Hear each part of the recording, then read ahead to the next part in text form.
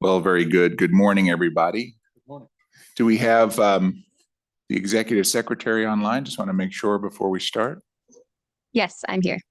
Very good. Good morning.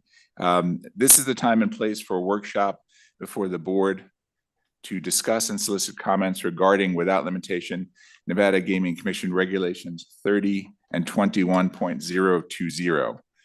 Before we begin, may I ask that we all rise and join me, please, in the Pledge of Allegiance. I pledge allegiance to the flag of the United States of America and to the republic for which it stands, one nation, under God, indivisible, with liberty and justice for all. Thank you very much.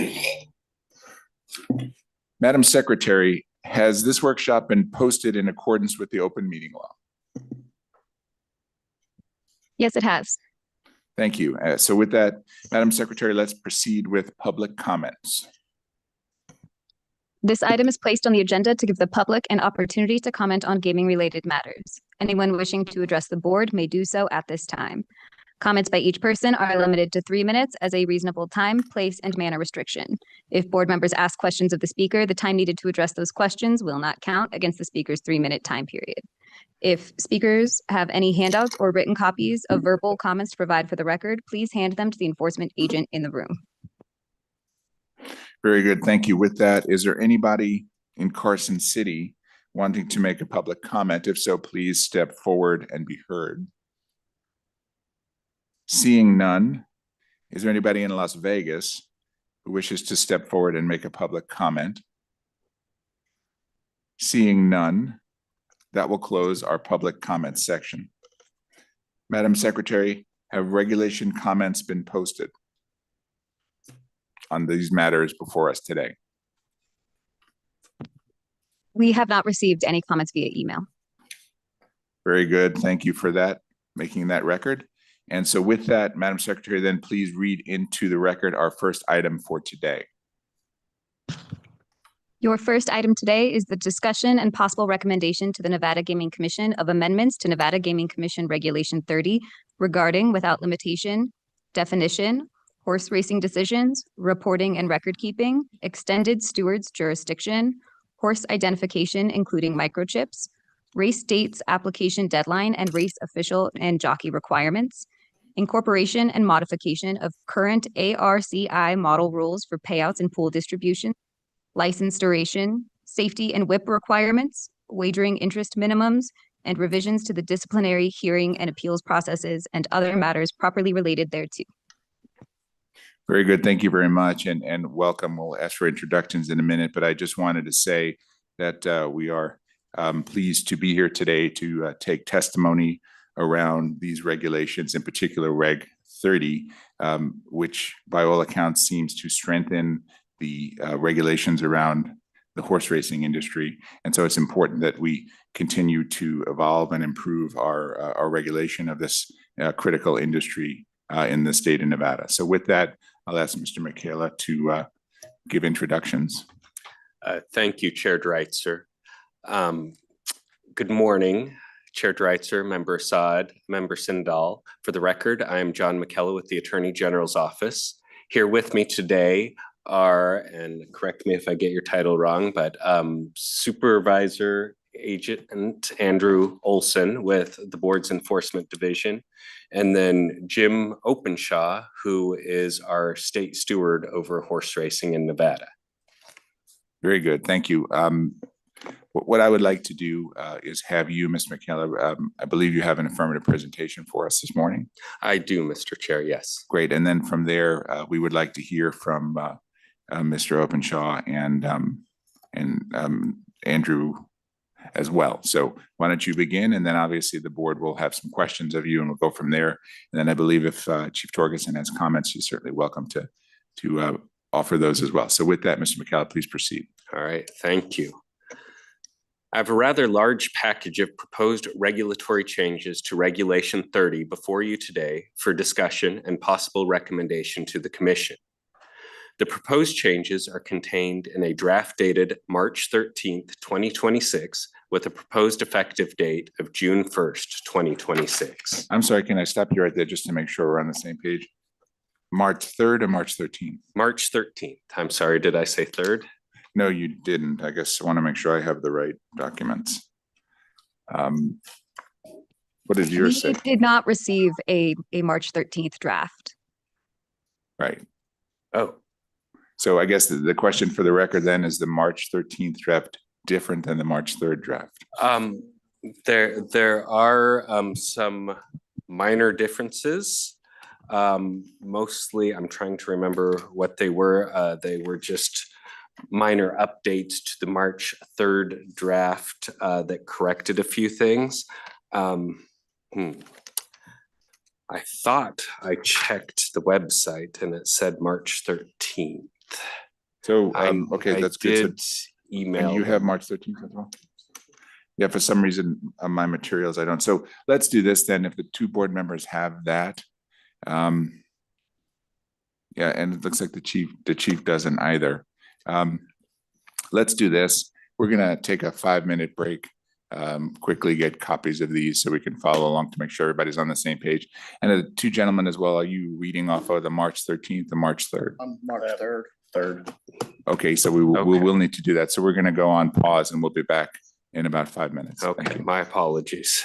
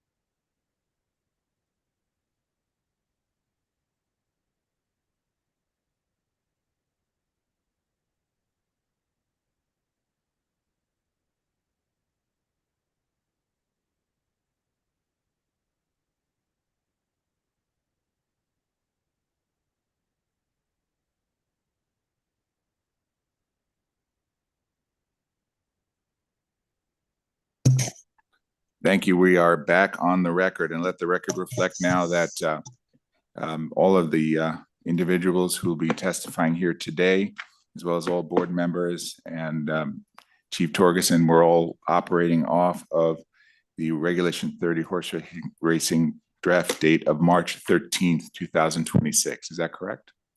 It is, Mr. Chair, and my apologies for the confusion. And just at the outset, I'll put on the record that the only changes between the March 3rd and the March 13th draft were some technical edits because I asked our policy analyst Jose Torres to put his great editorial eyes on it, and he found a few technical things that needed to be fixed. And then also, as I was doing his changes, I found a provision in 30.271 which needed to be moved to the discipline section as well. And that's the whole of the changes between March 3rd and March 13th. And I will, of course, go through all that as I do my affirmative presentation. Thank you very much, Mr. McKellar. And Executive Secretary Rupert, can you confirm that the March 13th version has now been posted to the Control Board's website? Yes, it was just published. Very good. So with that record having been established, Mr. McKellar, please proceed. Thank you, Mr. Chair. The overall purpose of the proposed changes before you today is to clarify and update Regulation 30 as a whole. This project arose as I was working my way through the Torres cocaine horse case and the Castillo meth horse case. As I was working my way through those cases, I noted many divergent disciplinary paths and issues. The proposed changes create one clear disciplinary path and address the disciplinary issues that I noted during those two cases. The proposed changes also make it clear that the board chair or designee acts with regard to horse race matters and not the board as a whole. Some examples of these acts include licensing of individual participants like owners, jockeys, and trainers, being present in a restricted area of the track, and taking license photos. Reports are still filed with the board. I will not specifically highlight these changes as I go through the sections. Another proposed change made throughout the draft before you today is the removal of gender-specific pronouns. As this change is self-explanatory, I will not highlight it as I go through the draft today. I worked extensively on these proposed changes with the Enforcement Division, specifically Supervisor Andrew Olson, who is the board's expert on horse racing and who is much more knowledgeable about horse racing than I ever will be. Supervisor Olson also provided me with the Enforcement Division's desired changes to Regulation 30, and these are also incorporated into the draft of proposed changes before you today. As I stated earlier, Supervisor Olson is also present. Additionally, as stated earlier, our new state steward, James Openshaw, is present today as well. With this introduction in place for the proposed changes, I will dive into discussion of the specific changes. Turning to new section 30.0565.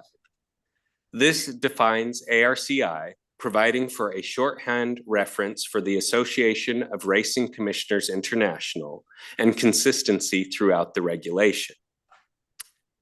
New section 30.0605 defines bar, as this is an important disciplinary term which is presently undefined.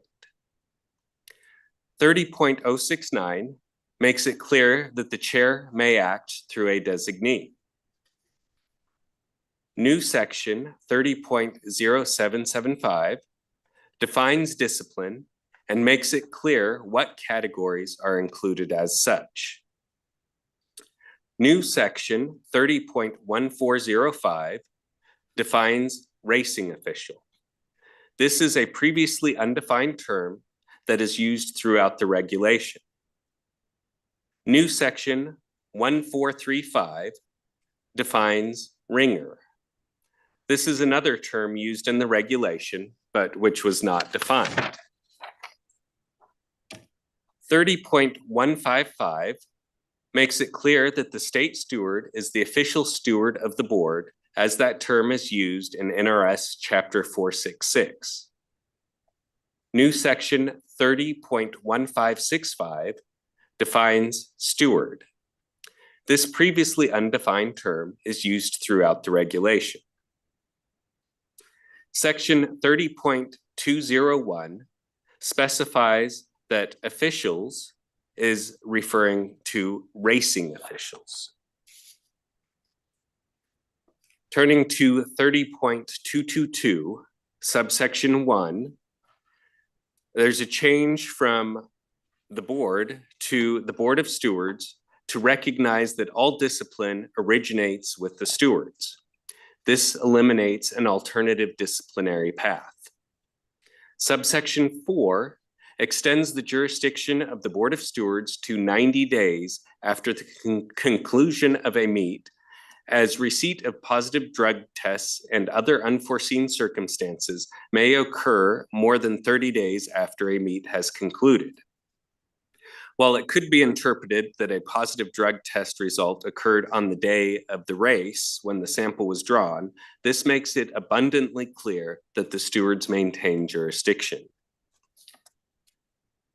30.250, we add a specific deadline for applications for race dates. Prior to this change, it was just as soon as practicable.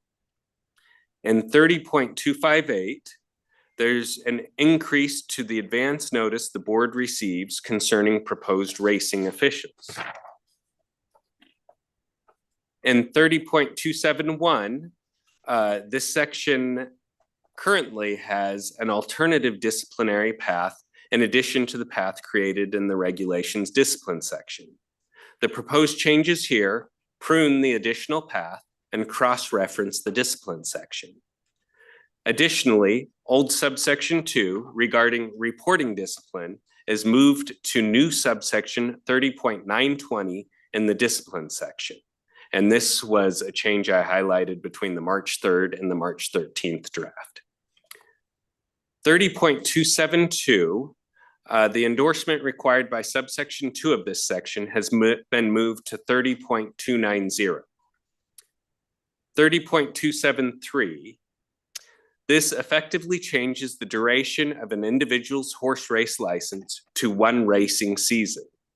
The reason for this change is to help somewhat offset the board's costs in regulating horse racing in Nevada. This change still will not result in anywhere close to a complete offset of the board's costs. 30.290 subsection 3 contains the aforementioned parent or guardian endorsement moved from section 30.272. 30.317. This section is repealed and moved to the new safety section. The new safety section is found at 30.320. This section adds safety vest requirements, sets out that helmet and vest standards are set by the ARCI, and makes it the responsibility of a trainer to ensure helmets and safety vests are used. 30.372 and 373 are updated to recognize the role of microchips in identifying horses. 30.375 subsection 1 changes the jockey report time designation from the Racing Association to the state steward so that the state steward may better monitor the jockeys. 30.386, the whip requirements and prohibitions are augmented. This is based on requirements arising from the Horse Racing Integrity and Safety Act, or HISA. As horse races governed by HISA do not occur in Nevada, HISA does not apply to Nevada horse race meets. However, HISA does have some good concepts on the matter. This augmentation is based on Oregon's implementation of and changes to HISA whip requirements and prohibitions. 30.410 subsection 1. The current version contains a suspension remedy outside of the regulations discipline section. The proposed change deletes this and cross-references the summary suspension subsection of the discipline section. This goes to creating one clear disciplinary path in Regulation 30. 30.434, the changes prune another disciplinary branch that was outside of the discipline section. 30.4505. The proposed changes to this section make it clear that the current ARCI model rules regarding the calculation of payouts and distribution of pools apply, and updates where the rules may be found. This section would also allow the chair to modify the current ARCI model rules instead of just allowing the adoption of the updated versions. Some repeated language is also deleted at the end of subsection 2A3. 30.463 and 461 update the minimum betting interests required for wagers. Now we get to the discipline section with 30.900. This is the first section of the discipline section. This section is amended to add a few missing items such as revocations and disqualifications to the list of discipline and trainers to the enumerated list of horses and persons against which such action may be taken. This section is also explicit in that all disciplinary action originates with the stewards. 30.901, subsection 1, clarifies that all discipline, not just fines and suspensions, is imposed by the stewards. Subsection 5 is moved from 30.902 old subsection 1.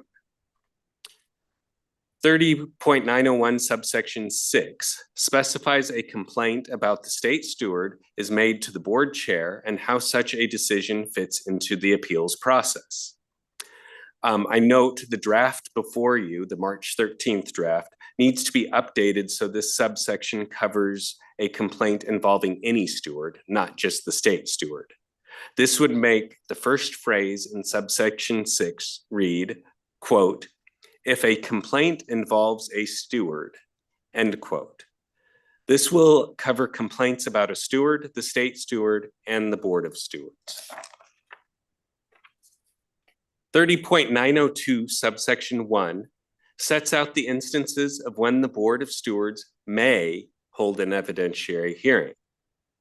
Subsection 2 sets out that the board of stewards is required to hold an evidentiary hearing if a steward or the board of stewards imposes discipline or makes another decision without holding an evidentiary hearing and an aggrieved person requests a hearing.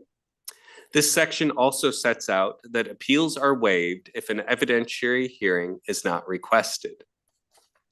Subsection 3 sets out when notice is deemed to be received and when the time to request a hearing starts to run.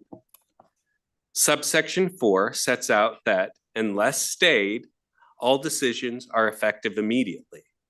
This will prevent things like a suspended trainer from racing in the balance of a race meet. Subsection 5 sets out how and where a hearing request is made. 30.903, subsection 3, makes audio recording mandatory. Subsection 4 sets out when and how notice of a hearing must be made. 30.905 sets out that all evidentiary hearings shall be audio recorded and deletes the option to waive recordation. 30.909, subsection 1, extends the time the Board of Stewards has to issue a written decision from 5 calendar days to 10 working days. What information a decision must include, and what information must be redacted from a decision made available to the public. Subsection 3 sets out the requirements of notice of a decision and when notice of a decision is deemed to be received. Subsection 5 sets out the required board appeal notices, which must be included in the decision. 30.910, subsection 1, is brought into conformity with 30.901 subsection 1 in recognizing that stewards may impose discipline. This also updates the discipline which may be imposed. The suspension period is enlarged from 180 days to 365 days. The fine amount is increased from $1,000 to $5,000, and disqualification of a person or horse is explicitly added to the list in this section. Subsection 2 is updated to specify that if greater discipline than the Board of Stewards is authorized to impose is warranted, the matter may be referred to the board. The referral is no longer to the board and commission. However, appeal may still be had to the commission. This cleans up the multiple disciplinary paths where appeals from the Board of Stewards went straight to the board, but referrals were required to go to both the board and the commission. Rescission of a fine or suspension by the Board of Stewards would go to the board chair under the proposed changes rather than to the full board and commission.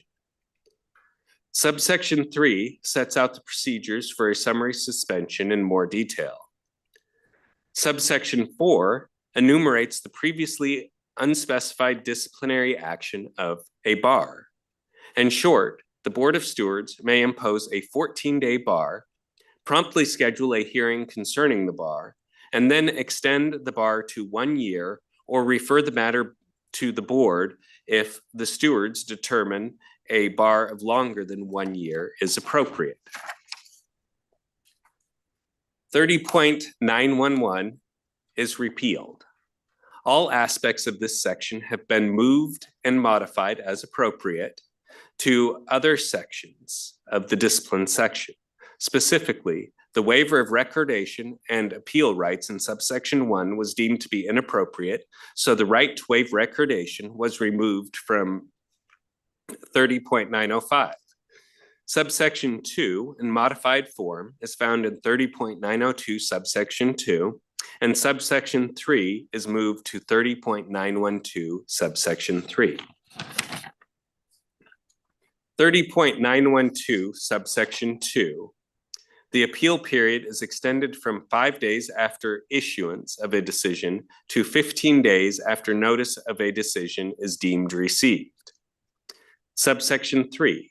This was moved from repealed 30.911 subsection 3. 30.914 subsection 2 clarifies that the full board only considers the record developed by the Board of Stewards and any hearing examiner appointed by the board chair, and sets out the potential for remands to a hearing examiner. This subsection also specifies who may be granted the opportunity to make a position statement and what happens to the 45-day decision period upon remand to a hearing examiner.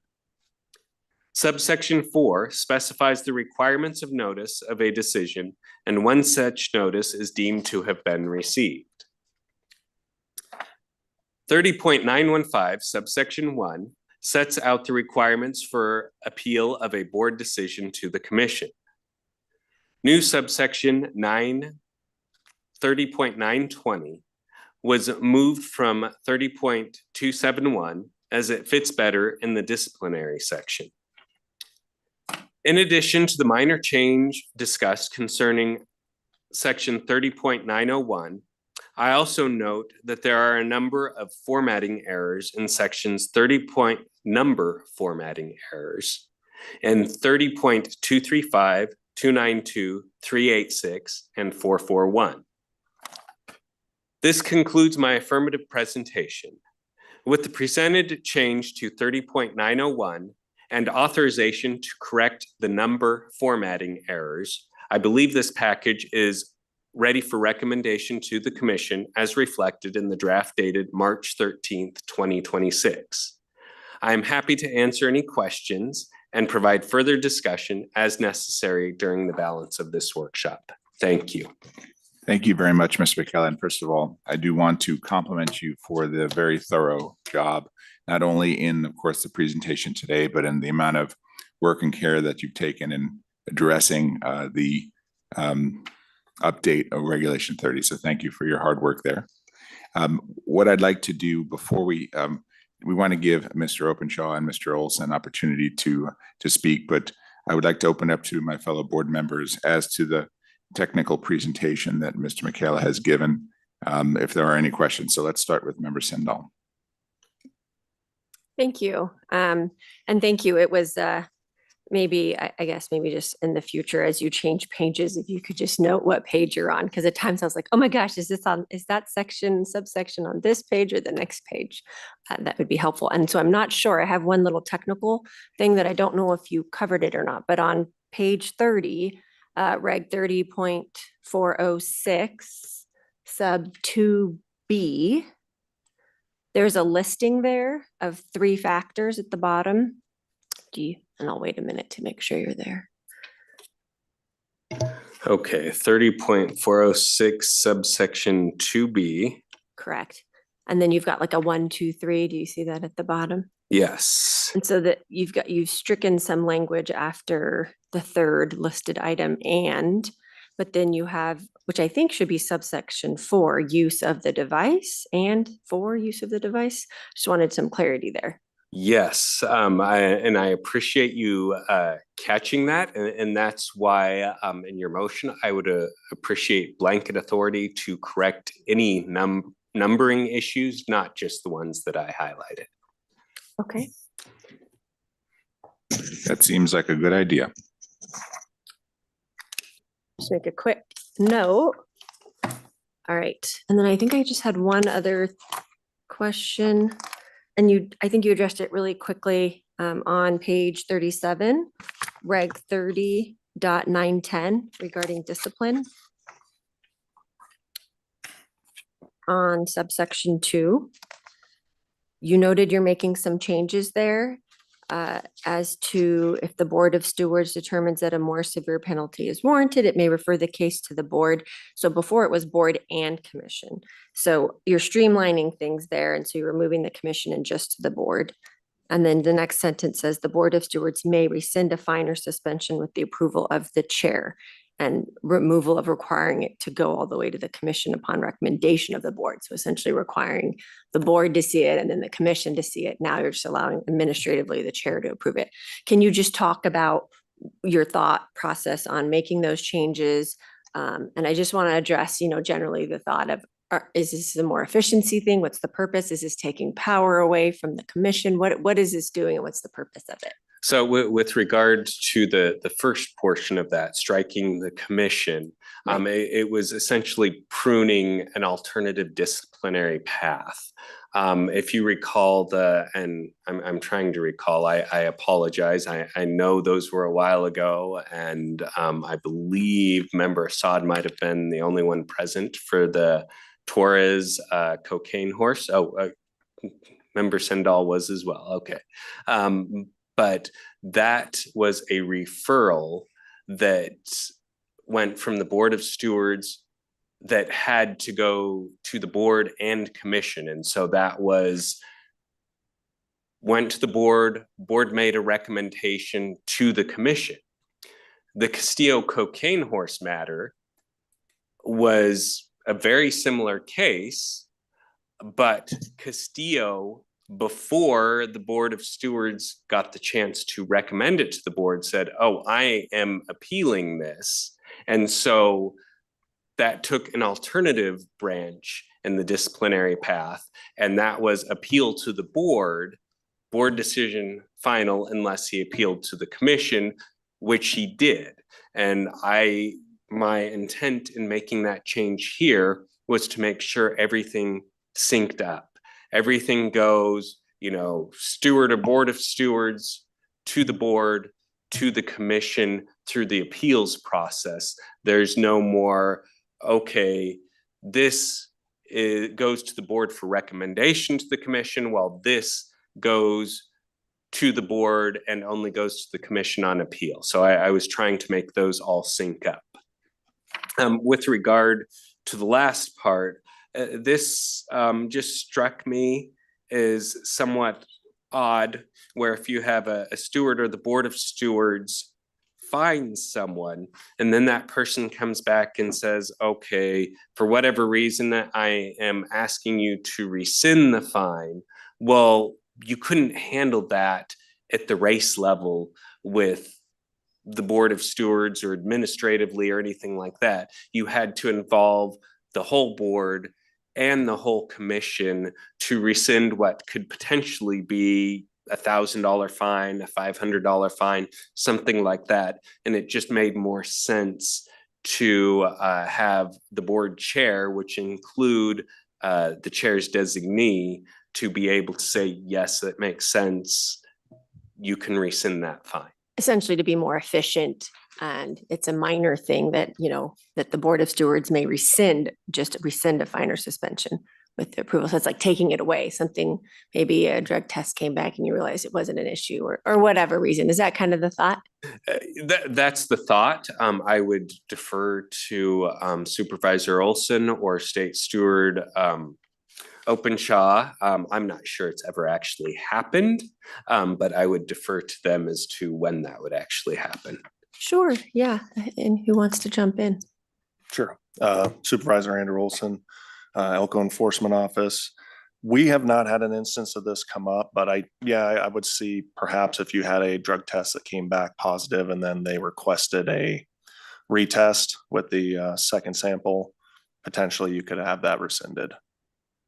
Gotcha.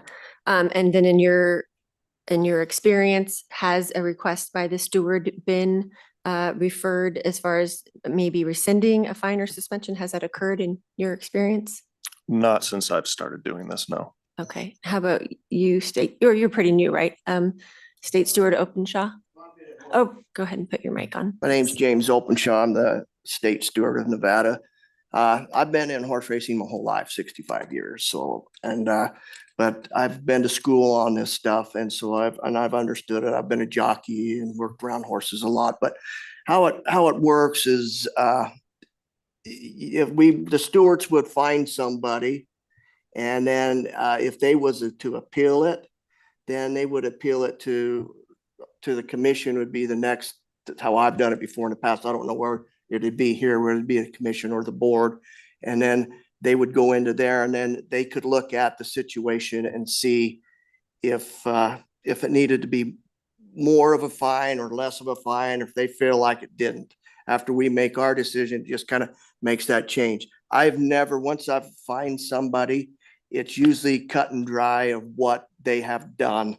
We don't make any decisions or have any hearings until we get all the information from the vet and the drug company that it's come back and it's come back positive, or anything else that's happened on the racetrack. Got it. So the chance that there might be a situation where you have to rescind a fine or suspension isn't all that.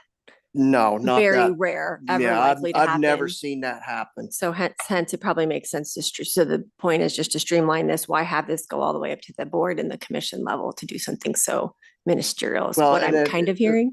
It's like I said, it's like if we make the decision and the person doesn't agree with the decision they make, they have the opportunity to appeal it to the next level. And once they appeal it to the next level, that leaves the stewards out of it, and that puts it, the whole next case goes into the next process. And at that time, I think if you guys or whoever the board was, or they thought that maybe that was a little too much or something, they could rescind it a little bit. Right. Or they could up it, kind of like what happened with the other case that you had this last year. Thank you. So Dag McKellar, then in that instance, as the steward mentioned, an appeal would have to still come up to the board level. Yeah. That would be the only thing that would happen. It would be as on an appeal, and the appeal would be the next step, would whether they were deducted or not. So, and I believe what Steward Openshaw is referring to is on appeal, both the board and the commission have the power to sustain, modify, or reverse the Board of Stewards' decision. So looking at your proposed revisions here, 910 subsection 2, it says if the Board of Stewards determines that a more severe penalty is warranted, it may refer the case to the board and commission for review and final determination. So are you saying then it would go to the board first, and then if additional appeal is needed, then it would go to the commission still? It could be appealed to the commission. Okay. That's another level. If later on, it talks about appeal of yes, if you look at subsection 5, appeal from a final determination of the Oh. board shall be made pursuant to subsection 30.915 and 30.915 gives instructions on how to appeal to the commission. So the difference is it doesn't automatically go to the commission. It has to be appealed to the commission. Thank you for clarifying that. I appreciate that. And kind of explaining that process. The last thing I wanted to bring up is Reg 30.386, the WIP requirements. And I just wanted to make a comment. It's on page 27 that I support, and I'm glad to see that these additional requirements are being added for the protections of the horses. And so thank you for adding those in. And I appreciate your detailed review and sitting down and walking me through these and understanding the process. And that's all I have for now, Chairman. Thank you. Thank you all. Very good. Thank you very much. Judge Assad, questions for Mr. McKellar? Thank you, Chairman Dreitzer. Excuse me. I'd just like to begin by commending you, for Mr. McKellar, for an excellent, thorough review of these regulations and all the hard work you put into it. It's quite evident, you know, so along with Supervisor Olson, I appreciate that so that we can streamline this process. I guess that's part of the impetus behind this. The question I had is with regard to 30.910, the suspension can exceed 180 days up to 365. That's by the stewards, right? The Board of Stewards. And then the fine is increased from 1,000 up to 5,000. But if they want to make a recommendation for a greater length of time on the suspension or a larger fine, they can make a recommendation to the Gaming Control Board. Is that correct? That's correct, Judge Assad. And the thinking on this is those limits were put in place, to the best of my knowledge, back in 1992. And so I thought, okay, maybe we need to update these a little bit and give them a little more authority on suspension and fines. And, you know, not that the board and commission were getting a lot of matters before the update, but this should, you know, keep the authority more or less at the track level. And are there any limits on what the board can impose? Reasonableness is always implied, but other than that, there aren't any limits. If memory serves, on the Castillo cocaine horse matter, you did a bar of 15 years, and I want to say $100,000 fine. So, and like I said, I think the only real limit is reasonableness. Okay. Very good. That's all I have. Thank you. Can I add one thing, please? Very good. Thank you, Judge Assad. Yes, Member Sandal, please. Thank you. Dagman, I wanted to add to your recollection of that. There were some standards we looked at that had some like a range of potential fines. Do you remember that? What was that called? I believe they were according to they were from the RCI, but I can see Supervisor Olson's trigger finger is quite itchy, and I'm happy to let him answer that. Well, those were, I just remember we were provided some national guidelines that we referenced in coming up and proposing the board at the time with Chairman Hendrick on what the fine level would be. And we had some discussions, and I would assume in the future we would also potentially look at those for guidance. Just wanted to add that for the record. That's all I had. Thank you, Chairman. Very good. Thank you. Mr. McKellar, with respect to the ARCI, it seems to be pretty prevalent. Could you speak to, or maybe the gentleman can speak to, exactly what that is and what it does, and whether or not that has been accepted throughout the United States? And as you suggested, Mr. Chair, that is a more appropriate question for Supervisor Olson and perhaps Stewart Openshaw. ARCI was established as a regulatory body for when states had different regulations in place. So they came together and basically established a standard across the industry. So that's kind of your starting point, and then other jurisdictions will diverge from that starting point. So that's where it comes from. But is it your understanding that the basic tenets are, and the extent to which we're adopting this, that's standard practice across the industry? Because I realize this is a multi-jurisdictional endeavor. That's correct, yes. Okay. And then with respect to the changes, certainly I see Mr. McKellah's passion, as I see the passion of Mr. Openshaw and Mr. Olson here, but how should we be looking at these changes relative to other jurisdictions? Or have these been somehow modeled, these changes modeled with other jurisdictions? And then the related question is, are these on par with other jurisdictions? So with regard to the disciplinary paths, I modeled that on other portions of Nevada's own Gaming Control Act to make it sync up with other areas that the board and commission deal with. I'm not sure how other jurisdictions deal with this issue. Regarding the other changes, those were, I examined ARCI and then our neighboring jurisdictions as well. For instance, when we look at the whip rule, if that comes up and we want to discuss further, the verbiage was adopted from Oregon because they had a good balance. ARCI and like other states like New York, they're a bit more restrictive and they don't allow for somebody to examine the totality of the circumstances and make a determination that way. So that's why we went that route on that particular rule. But yeah, other jurisdictions were examined. Very good. Thank you for that. And I guess what I'd like to do then is to turn to Mr. Olson. And in the context of your remarks, could you begin by, for the record, educating this board as to your role in this process and your role in regulation of horse racing? And then as you turn your comments to the changes themselves, how you think that they will strengthen or otherwise affect your ability to do the regulation that you do in this context. Thank you. Sure. So Elko is a unique office. We're the only office that has horse racing in the state. And these changes, as Mr.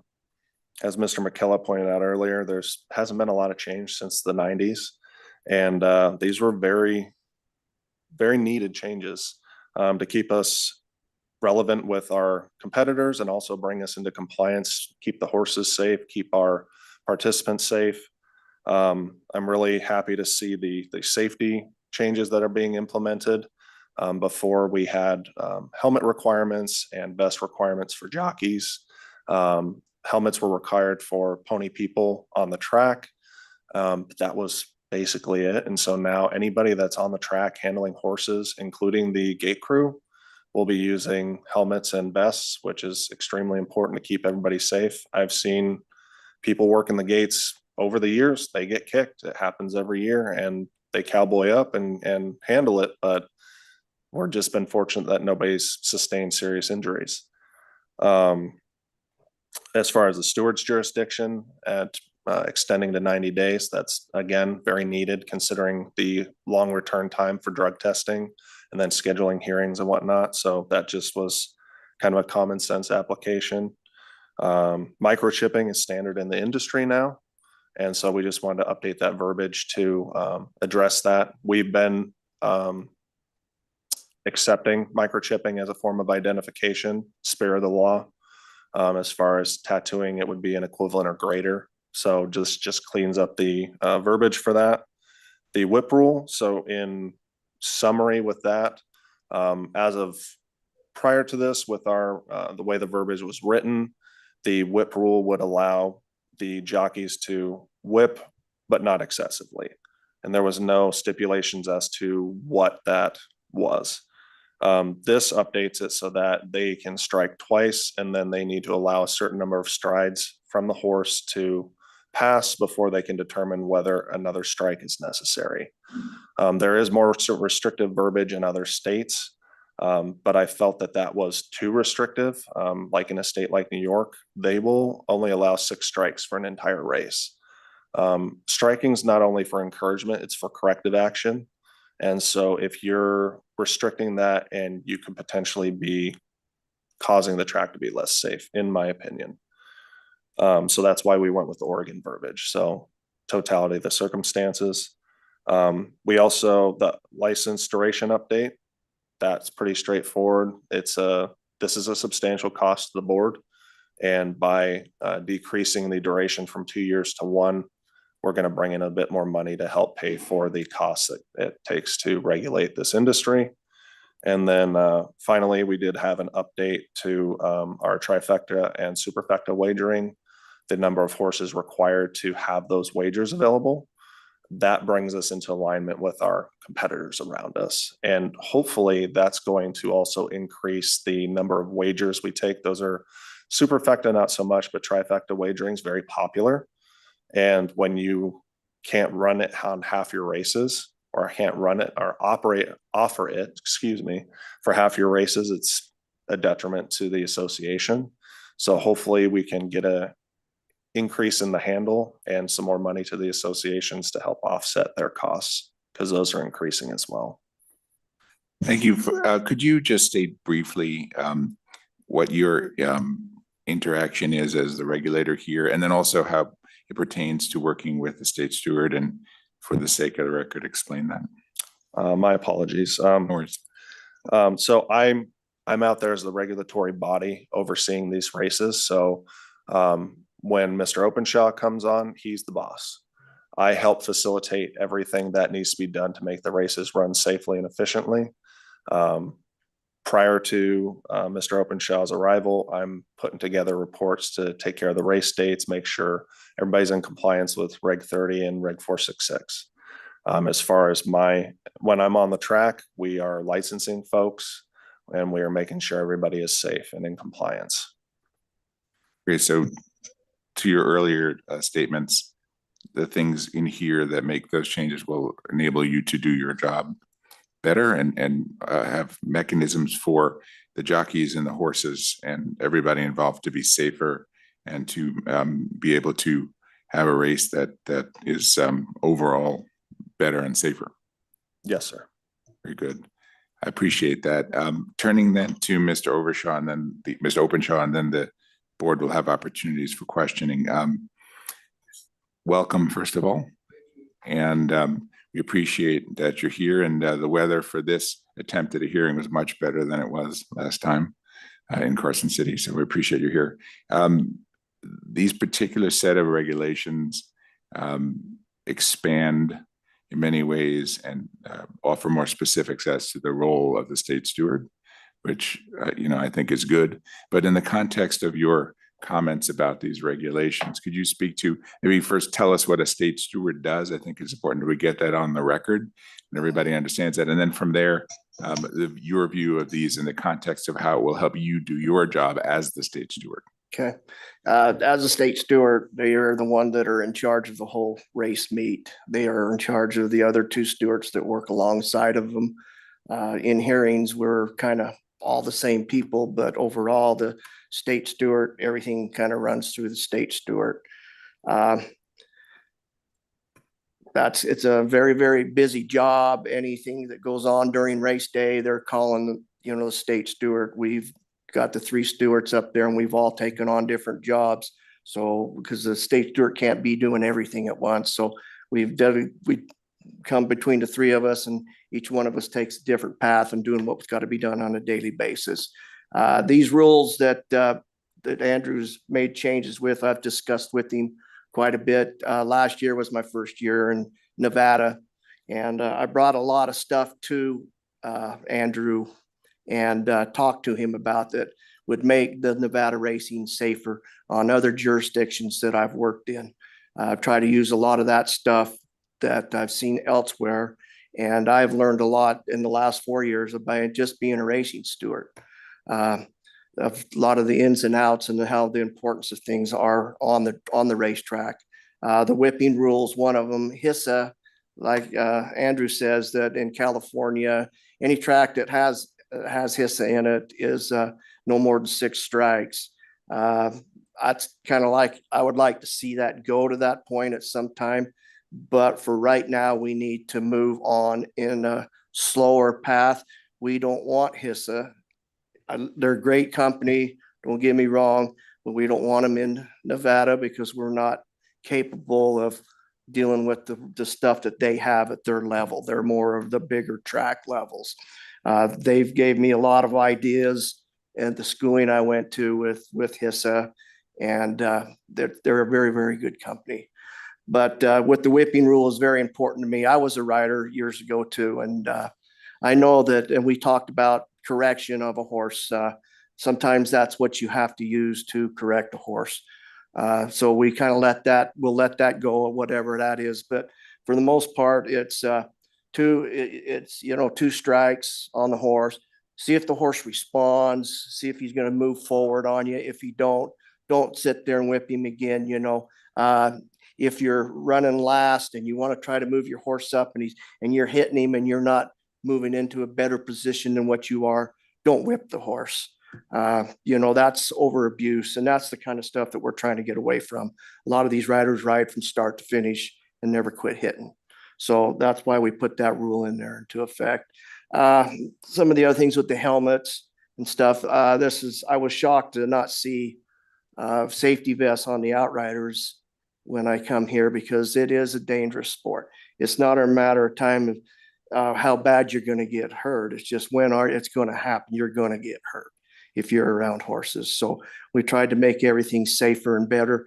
With Andrew being there, and we're going to use some of his people to me monitoring some of these things a little bit on the whipping rule, monitoring the jockeys a little bit, keeping an eye on them, trying to make them more responsible on getting to the jocks room on time, and make sure we've talked about, alcohol tests and stuff and blowing, because they're not, I haven't seen it here, but in other places, they blow every time before they ride, and there has been riders that's been set down for it. So with me being here and working with Andrew, and I think we're both on the same page, we're trying to make this a lot better meet, safer meet. My goal is to have a safe meet where nobody gets hurt or no horses get killed. It's very tough to do, but it is a process to try to get there. So I've been around this for, like I said, a long time. The drug deal is very, very important. Very important. I've dealt with a lot of things on drug cases with people, and a lot of them will appeal them and take it to the next level. Some won't, some will pay them. So be prepared for some of that if that does happen. The raise of the fines, I think that's a great idea that gives the stewards a little bit more authority behind it, instead of a $2,500 fine or a $1,500 fine, whatever it was before. We feel that somebody used the cocaine or the other stuff that they use, them methamphetamines or whatever. We can hit them with the maximum fine, and then we can recommend them that they go to the board or the commission. That could always be in the court part of it that we deal with, part of the process. So I just hope to do a good job for you guys and make this a better place to race, and go from there. If there's any other questions, be more than happy to answer. Appreciate that. And this is either for Mr. Openshaw or Mr. Olson. Do we believe fully that the lessons learned from the prior issues with cocaine and other things, in your view, in your experienced view, have the changes here adequately represent what was necessary as a result of that, as it pertains to, horse safety, discipline, all of the matters around that? Yes. So it appears the culture around the track has definitely been impacted by that. I have heard from other regulators that they've reached out and said, hey, we saw what happened there. That's really great that the board went forward with and was that delivered that level of discipline. It was necessary. So the message was heard in the industry. And then I can say with the positive drug tests we received this year, they were all Class B stuff that we normally don't find anything more than $500. And so it was all very minor things. I think that can definitely be attributed to the discipline that was issued earlier. And the changes here, does that cover up the issue? As regulators, we just want to make sure that you're covering off the whole issue. We learn from unfortunate circumstances, and it's our goal to continually get better. Just want to make sure that if we were to recommend these today, that there isn't anything else that you can think of outstanding that we should have considered, and that in view of the issues and what we've learned from it, that we're adequately covered, not only through the disciplinary process, but from the regulatory process as well. Yeah, Mr. McKella did a fantastic job working on the disciplinary section. The fact that all those amounts were increased, we have a streamlined process. And not only were they increased, but if you look closely, it says per instance, right? Per violation. And so that gives a lot of latitude to the stewards. So if we do have, I mean, even in the case of a Castillo where he had 4 violations, that means we've at least got a minimum of $20,000 and 4-year suspension. That's pretty substantial. Obviously, his was far more egregious with the drugs that were in the system, but it's certainly a good starting point. So I think we're in a great position to move forward. Thank you for that. I may come back with a few more questions, but for now, Judge Assad, any questions for any of the gentlemen here? Yes, thank you, Chairman Dreitzer. Mr. Openshaw, the cocaine cases where they're injecting the horses with cocaine, potentially that could kill the horse, no? Yes. And how do they know how much cocaine to shoot the horse up with? You know, I'm not a vet. I never was a trainer and got involved in the drug part of it. I have no idea, but it could be, I mean, just like a human being, how they can overdose and they can overdose them. I don't know, they injected it through the veins or they blew it down a tube into their throat. That I don't know, but it's very dangerous. There is other medications out there that can do the same thing too. So we've got to stay up on that and try to keep it clean. And it poses a danger to the jockey as well, correct? Very much so, very much. Not only can the horse be subject to a heart attack, or especially when they're moving, several Yes. miles an hour down the track, the jockey could be thrown off, the horse could go crazy. There's a lot of potential there for injury to the horse and the jockey, correct? That is correct. People will give horses that try to get away with a painkiller of some sort. The horse is sore, has a problem. They give it the painkiller. Hopefully it ain't going to test, or they're trying to hide the test somehow and going down the track, or some the horse breaks its legs. I've seen it happen where they broke off right at the ankles and riders went off and, he ended up in big trouble. I mean, the rider did. Seen another instance that horse had a heart attack, blew his heart up, racing down, and their blood just went. I've just been in this industry a long time and seen a lot of things, but that's one of the things that we really need to be harsh on. And I think that you guys did a great job of doing what you did last year with those people. I know those people and I've talked to those people, and I was shocked to hear that those people were doing those kind of things. So very dangerous. And the bleeders, that's what the lungs, when they start to bleed? Yeah, there is a medication that they do give it. It's called Lasix. They'll give a horse Lasix, and they can give horse Lasix, and that helps them breathe a little better, and that keeps them from a horse that does bleed from the nostril a little bit. That'll stop them from bleeding. But all that, the bleeding and them kind of medications, the bute that they give them, and the other one that I just said, they are ones that the veterinarian have to administer. And they're the only ones that if they do test, that they can only have a certain point of a microgram or whatever in the blood, or that would let them get by with it. So, but as far as I know, them's the only two that can be used. And with regard to the whipping, twice every 6 strides, I think. Well, it depends. Horse, they'll run 40 miles an hour down the track. Thoroughbreds are a little bit different. They'll run that fast too, but depending on certain spots of the race. But 2 strikes, you'll know a horse if it's going to move. So it could be you hit it, it don't respond. It's just something that riders know over experience. And if they don't see it, and you can watch it, hit a horse and you can see them kind of just duck and go. Some horses, they'll hit them, they'll Mhm. duck away from it. Mm, Well, don't hit the horse on that side again. mhm, You know, he don't like the whip, or their tails will ring mhm. because they don't like it. I mean, there's just things that you learn over time with watching a horse, whether it's going to respond or not. So 2 times is more than enough. 6 strides, hit it again, and move forward. So if they abuse that and whip the horse more than twice within the 6 strides, is that subject to an inquiry and you can disqualify that winner? Say the No, horse it wins? won't be subject to inquiry, but it'll be subject to fine. Just a fine, the horse would still win the race?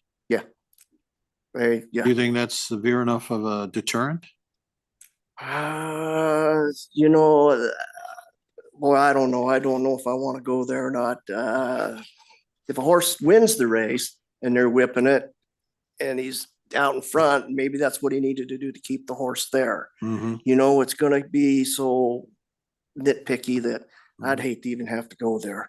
But It a will be horse- subject to your discretion. Yeah, but you get a horse that's running back or even running 4th or 5th, and it's not moving to make a better position for a better purse. Mhm. There's no sense of whipping that horse, you Mhm, know, when you, as mhm. you're coming up towards the finish line, the last 100 yards, if you're not, horse not moving, Mhm. there's no sense of killing the horse and over it. Have you seen any cases of jockeys using electric whips? Yeah, What I hap- haven't since I've been a steward, but when I was riding, I seen a lot of And them. what happens in those cases? Same fines, suspensions, big fines. if we catch 'em. Disqualification? Yeah, not the horse, the rider. Mhm. I've never seen a horse being disqualified because a machine was being used. Hmm. But I've seen riders get big fines Mhm. and get days for Hmm. them. Okay. And that's something that we would have to work with Andrew to do and do a shakedown, is what they call it. Mhm. Go in the jocks room before a big race or something and get them out in the paddock or something and then frisk them. Mhm. Great. Thank you. That's all I have. Thank you, Chairman. Very good. Thank you, Judge Assad. Member Sendall, questions for these gentlemen? Yeah, thank you. I had a one question. Operationally, you mentioned that there weren't any standards before for safety helmets and vests. Were they being utilized past practice at all in the past or? There were standards for helmets for the pony people and the jockeys. Those were the only ones that were wearing helmets on the track. Jockeys were required to wear vests. They've always been required to wear vests. But the other personnel on the track were not wearing vests. Understood. And then you mentioned, so you're gonna have new safety helmet and safety vests required more globally then for people involved. That's the plan here. Can you say that again, please? You're gonna require, it says on here, all owners, trainers, jockeys, exercise persons, outriders, pony persons, they all are gonna be required to wear. Anybody properly that's vested. handling the horse or on the track should be wearing safety equipment. And so then that's a big change. And then these whip standards that are being changed as well. I think I looked at the proposed effective date, should these proposed amendments pass and be approved by the commission, will go into effect June 1st, 2026. So assuming they go through, how do you propose to sort of, I don't want to say market, communicate, ensure that this year's contestants and are aware of these new standards and make sure people know, about the rules for the 2 whips for 6 strides, and everybody needs to be wearing this safety stuff. How do you intend to do that? So when the horsemen come in, they come in for entries and draws before the races even start. So that's our first point of contact with them. And we reach out as they get licensed and whatnot. Hey, you guys have to be wearing the proper safety equipment. As far as the whipping and whatnot, Mr. Openshaw meets with the jockeys before every race and says, hey, where are you guys at? There's always a jockey representative that speaks for the jockeys themselves if there's an issue with the track, whether it's too wet, dry, whatnot. So he can communicate with them as well throughout the day, find out if there are any issues. And the whipping, as far as enforcement of the whipping, I know Mr. Openshaw's come to me and said, hey, can we have an agent upstairs maybe reviewing video and watching, so that because he's got so many things going on and so do the other stewards, having a dedicated individual available to look at that. So that is the plan then for this new Yes, upcoming ma'am. year, to make sure there's enforcement of that. Yeah, go ahead. The whipping deal about getting all that information out, all these riders ride in the Intermountain area. And these everywhere, Wyoming, Utah, Idaho, California, New Mexico, all these places are going to the whipping rule because of the animal activists, where they're getting people coming out and saying, hey, you guys got to quit doing this. This is bad. And it's not, don't look good to the public. And so it's something that they know. These riders know. This race meets held towards the end of the year, and they've all been riding for 4 months every weekend. So they'll know, they'll understand that they won't want to do it, and they'll try to get away with it. But each time they do, we will have to school them and give them a fine.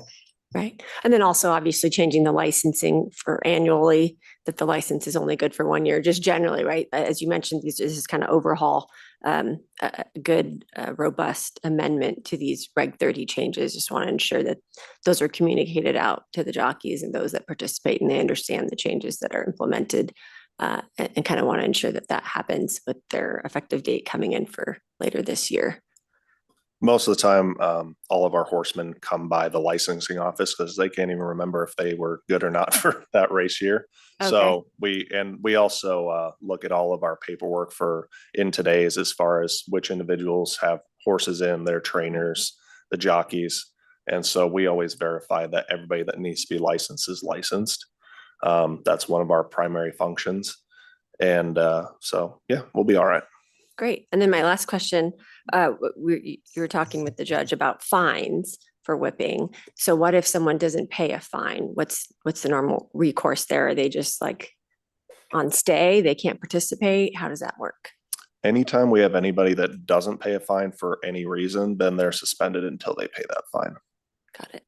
All right, great. Those are all my questions for now. Thank you all. Thank you, Chairman. Very good. Thank you very much, Member Sendall. Chief Torgerson, do you have anything to add? I just wanted to express my appreciation. I know you gentlemen traveled today, and I thank you for your dedication and your subject matter expertise and just truly excellent work. We look forward to, the commission hearing this testimony and adopting these regulations and the upcoming racing season. Thank you. Very good. Thank you very much, Chief. And from my perspective, I think that the regulation changes were necessary. I think they're comprehensive. I appreciate the thought that each of you gentlemen have put into this, and given your expertise, it was certainly invaluable in this process. I think overall, they make horse racing safer for the horses, jockeys, and all other participants. There's elements of this that make things fairer and more transparent, which we of course appreciate.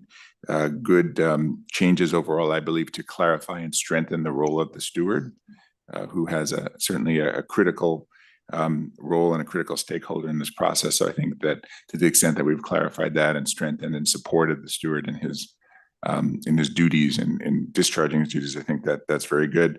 Very happy that the discipline path has been established as cleaner as described, and the financial considerations related to the distribution of pools and other items, and to allow the state to have more economic support here.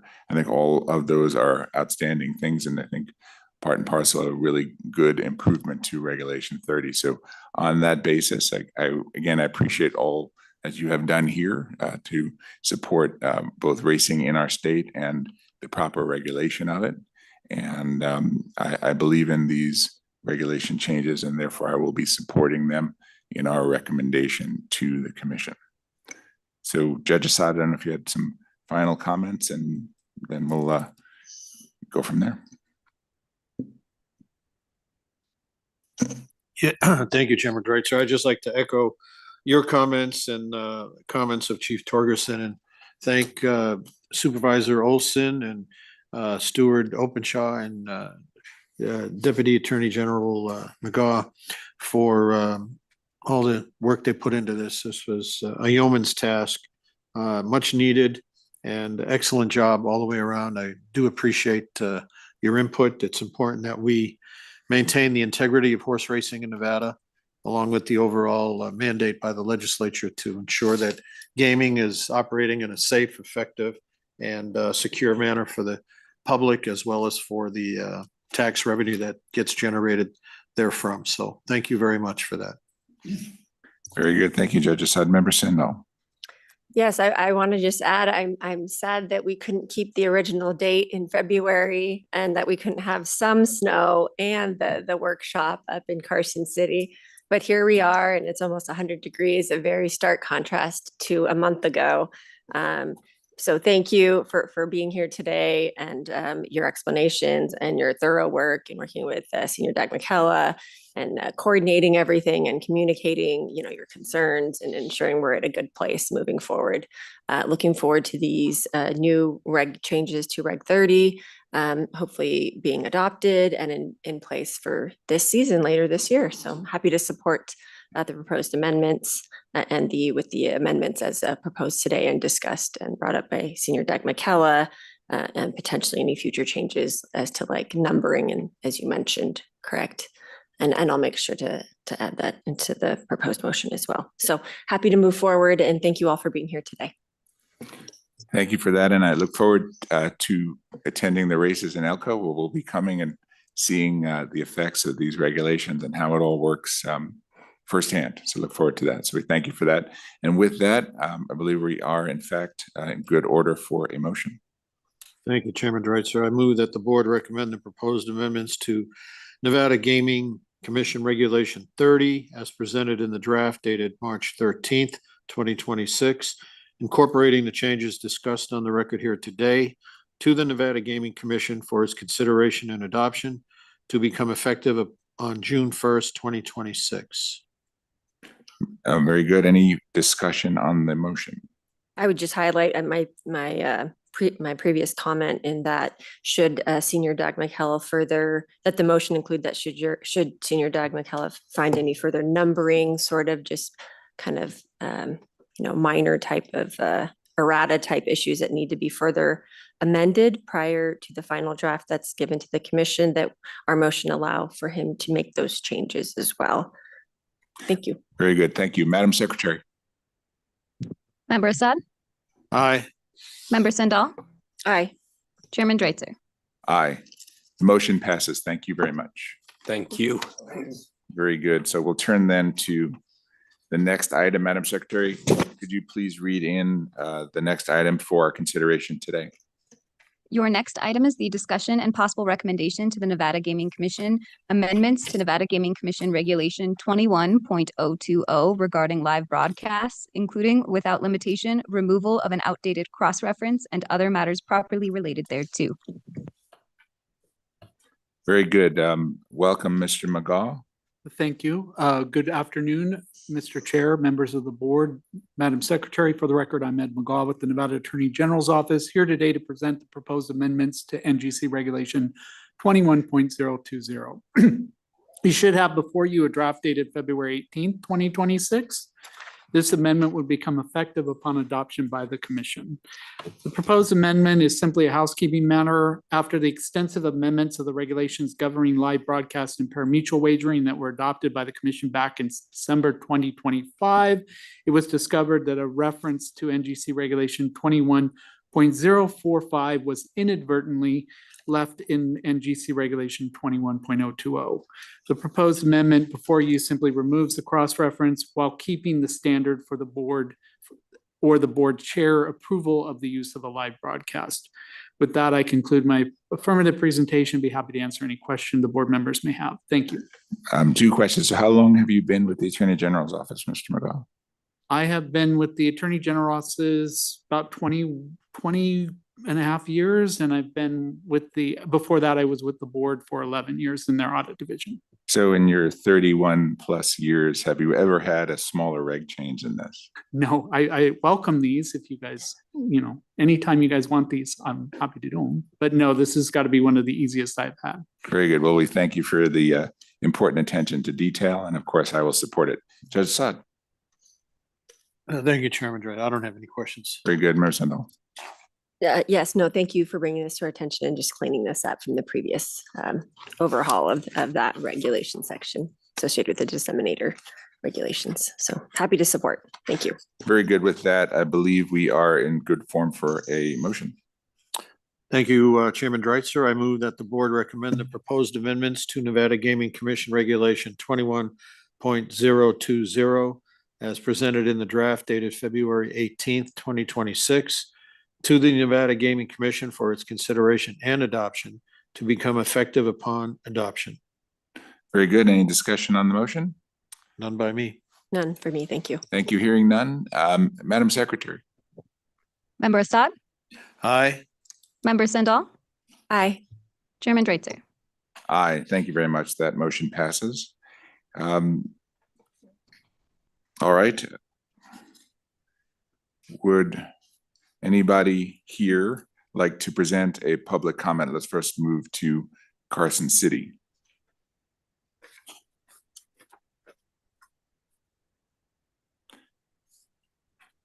Nobody in Carson City. Anybody in Las Vegas wanting to make public comment? Very good. Madam Secretary, if you would speak to the background of public comment, and then from there we should be able to close the public comment section. This item is placed on the agenda to give the public an opportunity to comment on gaming-related matters. Anyone wishing to address the board may do so at this time. Comments by each person are limited to 3 minutes as a reasonable time, place, and manner restriction. If board members ask questions of the speaker, the time needed to address those questions will not count against the speaker's 3-minute time period. If speakers have any handouts or written copies of verbal comments to provide for the record, please hand them to the enforcement agent in the room. Very good. Thank you. And again, seeing none, this will close our public comment section, thus concluding our workshop for today. Thank you very much for all those who attended and participated.